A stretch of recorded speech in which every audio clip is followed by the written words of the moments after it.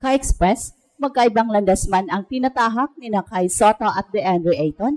Parehong sentro ang sentrong punteriya ng kanilang mga karera, ang pagdumina sa ilalim ng ring.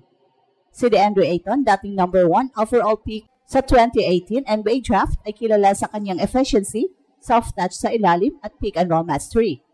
Si Kay naman patuloy na umaangat mula sa international journey, mula NBL Australia, NBA G League Ignite, Japan B-League hanggang sa Gilas, ay ngayon nasa yugto ng pagpapatibay ng kanyang katawan matapos ang kanyang injury setbacks. Pero marami ng aral na pwedeng mahugot ang batang Pinoy mula sa career ng Bahamian star. Sa NBA, naging haligi si Ayton sa ilalim dahil sa kanyang timing at smart shot selection. Hindi kailangan ng flashy plays, ang mahalaga, consistent at efficient. Ito mismo ang dapat tularan ni Kay. Gamitin ang kanyang tangkad at length para makalikha ng spacing sa loob at maging reliable option sa bawat possession. At isa pang punto, decision-making and pick and roll. Si Ayton ay isa sa mga pinakamahusay sa liga pagdating sa tamang pagbasa kung kailan mag-roll, mag-pop o mag-steal. Para kay Kay, ito ang susi upang maging versatile modern big man. Hindi lang basta rim protector, kundi initiator ng offense. Sa Gilas system ni Coach Tim, ang ganitong adaptability ay critical para sa fluid ball movement at spacing. May aral din sa defensive side. Si Ayton, kahit may offensive arsenal, madalas question ang kanyang consistency sa depensa. Dito pwedeng mangibabaw si Kay. Kung mapagsabay niya ang shot blocking timing at stamina, makakamit niya ang tinatawag na two-way dominance. At higit sa lahat, ang karera ni Ayton ay patunay ng NBA journey ay hindi palaging linear. Minsan, kahit number 1 pick ka, kailangan mo muling patunayan ang iyong sarili. At para kay Kay, eto ang panahon ng maturity, hindi lang para maglaro, kundi para mag-evolve bilang leader at anchor ng kilas. Well, ang mensahe ay malinaw. Hindi kailangang makalaban si Ayton para matuto sa kanya. Ang tunay na laban ni Kay ay ang kanyang sarili, kung paano niya gagamitin ang bawat aral, bawat ensayo at bawat opportunity upang ipakita na handa siya para sa pinakamalaking yugto ng kanyang karera. Hindi pa man nagtatagpo sa loob ng court sina Kay at Ayton, malinaw na may connection sa pagitan ng kanilang basketball journeys. Dalawang big men mula sa magkabilang dulo ng mundo na parehong nagsusumikap patunayan ang kanilang halaga.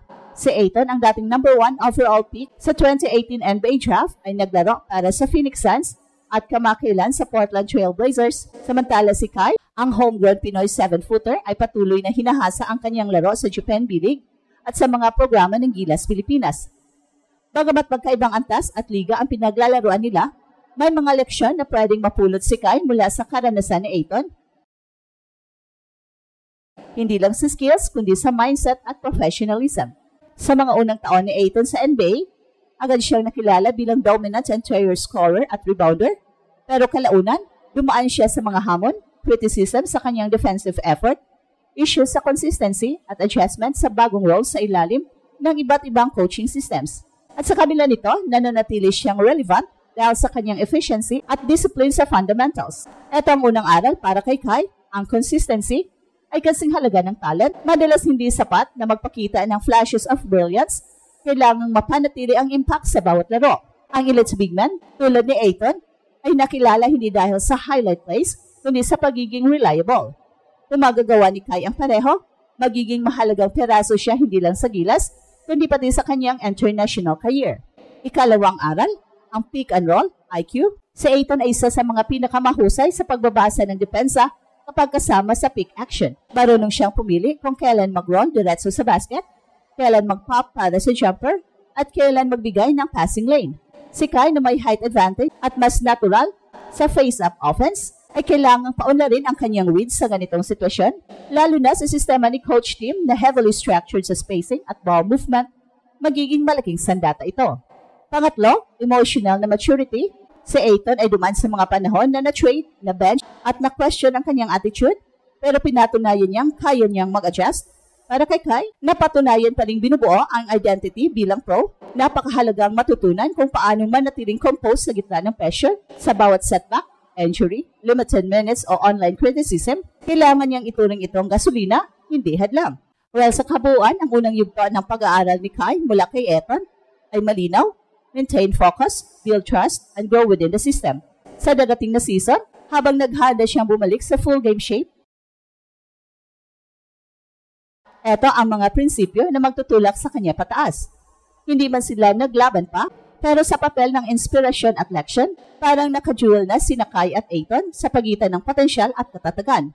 Kung babalikan natin ang karera ni DeAndre Ayton, nakikita natin ang lahat ng dapat pag-aralan ni Kai kung gusto niyang magtagumpay sa mas mataas na antas ng basketball. Si Ayton, dating number 1 overall pick ng 2018 NBA draft, ay dumaan sa parehong pressure na mararanasan ni Kai.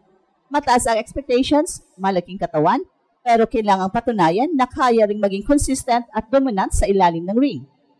Sa unang taon ni Ayton sa Phoenix Suns, nakilala siya bilang isang traditional big man, magaling sa post, rebounder at rim protection, pero sa modernong NBA, hindi sapat yun. Kailangan niyang mag-adjust, mas mabilis sa pick and roll, mas maayos sa depensa, laban sa mga stretch bigs, at mas involved sa offense flow. Dito dapat matuto si Kai, hindi lang dapat mataas at malambot ang touch, dapat versatile din. Well, sa kasalukuyan, nakikita si Ayton bilang isang player na may untapped potential. Sa Portland Trail Blazers, mas malayo na siya makapaghawak ng bola, pero critical pa rin ang consistency niya sa effort at energy. Dito pumapasok ang aral para kay Kai.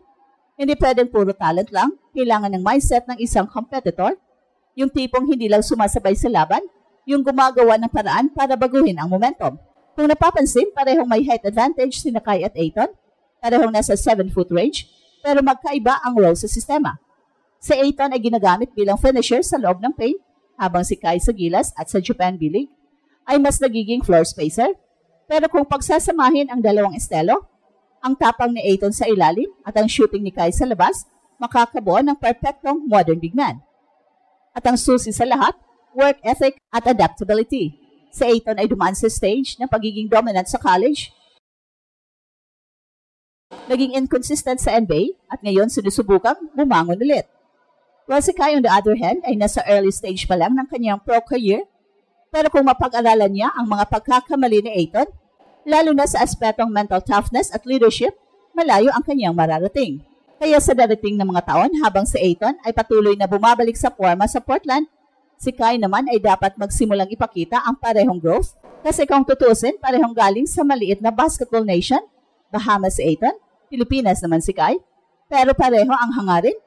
Patunayan na kahit hindi mula sa powerhouse country, kayang maging global big man. At yan ang aral ni DeAndre Ayton na dapat ilagay ni Kai sa puso na ang tunay na dominance hindi lang nasusukat sa taas, kundi sa disiplina, consistency at determinasyon para mag-improve araw-araw. At ito ang Express Info kung saan bawat kwento, ginulat ang mundo. Don't forget to like and subscribe.